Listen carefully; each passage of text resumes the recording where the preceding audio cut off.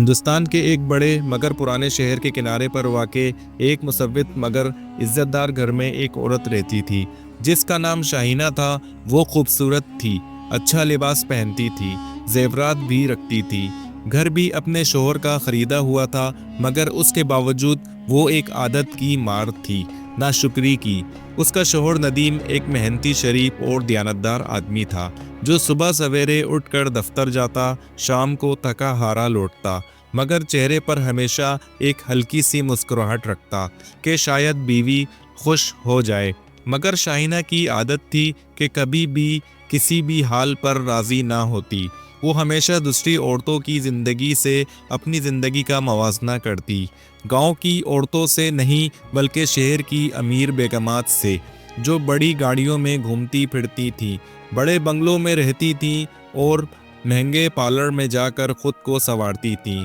شاہینہ جب بھی محلے میں کسی عورت کو سونے کے بھاری زیورات یا نئی ساڑی میں دیکھتی تو فوراً ندیم سے لڑائی کرتی کہ دیکھو فلاں کی بیوی کو، دیکھو اس کے پاس کیا ہے اور تم نے مجھے کیا دیا۔ ندیم پیار سے سمجھاتا، شاہینہ میں اپنی حیثیت کے مطابق تمہیں سب کچھ دینے کی کوشش کرتا ہوں، مگر یہ سب وقتی چیزیں ہیں، اصل سکون قناعت میں ہے۔ مگر وہ اس کی بات پر کان نہ دھرتی اور دن بدن ناشکری میں بڑھتی جاتی۔ رفتہ رفتہ اس کے رویے نے گھر کا سکون برباد کر دیا۔ ندیم کے دل میں بیوی کی محبت کم ہونے لگی، مگر وہ اپنی ذمہ داری نبھاتا رہا۔ ایک دن شاہینہ کی بچپن کی سہیلی سلمیٰ، جو ایک دولت مند گھر میں بیائی گئی تھی، لمبے عرصے بعد شہر آئی اور اس سے ملنے آئی۔ اس نے قیمتی کپڑے پہنے، قیمتی بیگ ہاتھ میں پکڑا اور مہنگی گاڑی میں آئی۔ شاہینہ کا دل پھر سے جل اٹھا۔ اس نے سوچا کہ سلمیٰ جیسی زندگی مجھے بھی مل سکتی تھی اگر میں کسی امیر سے شادی کرتی، اور اس دن اس نے دل ہی دل میں یہ فیصلہ کر لیا کہ اب وہ ندیم کو چھوڑ کر اپنی پسند کی زندگی تلاش کرے گی۔ وہ ندیم سے روز جھگڑے کرنے لگی، کھانے میں نقص نکالتی، گھر کے کام کاج میں سستی کرنے لگتی، حتیٰ کہ ایک دن اس نے کھلے الفاظ میں کہہ دیا، ندیم، میں تمہارے ساتھ مزید یہ زندگی نہیں گزار سکتی، تم مجھے وہ سب نہیں دے سکتے جو میں چاہتی ہوں۔ ندیم نے آہ بھری اور کہا، شاہینہ، خوشی پیسے سے نہیں دل کے سکون سے ہوتی ہے، تمہارا دل سکون میں نہیں ہو تو میں تمہیں نہیں روک سکتا۔ اس نے فیصلے کے کاغذات اس کے سامنے رکھ دیے۔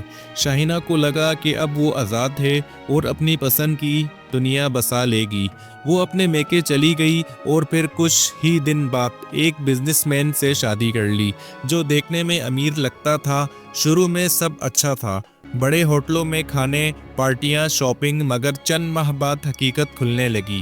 وہ بزنس مین جو اتنا امیر لگتا تھا دراصل دھوکے باز نکلا۔ اس کے کاروبار میں نقصان ہوا اور اس کا رویہ بھی بدل گیا۔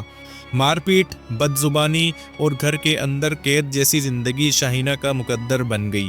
کوئی دن ایسا نہ گزرتا جب وہ اپنے پچھلے گھر اور ندیم کی محبت کو یاد نہ کرتی، مگر اب پچھتانے کا کوئی فائدہ نہ تھا۔ ایک دن وہ شخص اسے چھوڑ کر چلا گیا، زیورات بیچ دیے، گھر سے نکال دیا اور وہ دربدر پھرنے لگی۔ میکے واپس گئی تو بھائیوں نے کہا، ہم نے تمہیں کہا تھا قناعت کرو، مگر تم نے ہماری عزت خاک میں ملا دی، ہم تمہیں نہیں رکھ سکتے۔ اور یوں شاہینہ ایک کرائے کے چھوٹے سے کمرے میں نوکری کرنے پر مجبور ہو گئی۔ دن رات کی محنت، بیماری، غربت اور تنہائی نے اس کا حسن اور غرور سب ختم کر دیا۔ آخر ایک دن بازار میں سبزی بیچتے ہوئے اس کی نظر اچانک ندیم پر پڑی۔ ندیم اپنی نئی بیوی اور بچوں کے ساتھ ہنستا مسکراتا جا رہا تھا۔ وہ پل بھر کے لیے رک گیا، مگر پھر نظریں جھکا کر آگے بڑھ گیا۔ شاہینہ کے دل میں بجلی سی کوند گئی، آنکھوں سے آنسو بہنے لگے۔ اس نے دل ہی دل میں کہا، یا اللہ، میرا انجام کیوں ہوا؟ مگر جواب خود ہی مل گیا۔ ناشکری نے اس کی زندگی برباد کر دی تھی۔ وہ سوچتی تھی کہ اگر میں شکر گزار رہتی تو آج بھی عزت محبت بھری زندگی گزار رہی ہوتی، مگر اب وقت گزر چکا تھا اور اس کے پاس بھی پچھتاوا رہ گیا تھا۔ اور یوں وہ عبرت کا نشان بن کر محلے کی عورتوں کو نصیحت دیتی رہی، شکر گزاری سب سے بڑی دولت ہے اور ناشکری سب سے بڑا نقصان ہے۔ اگر آپ کو یہ سٹوری پسند آئی ہے تو ہمارے اس چینل کو ضرور سبسکرائب کریں اور ہماری اس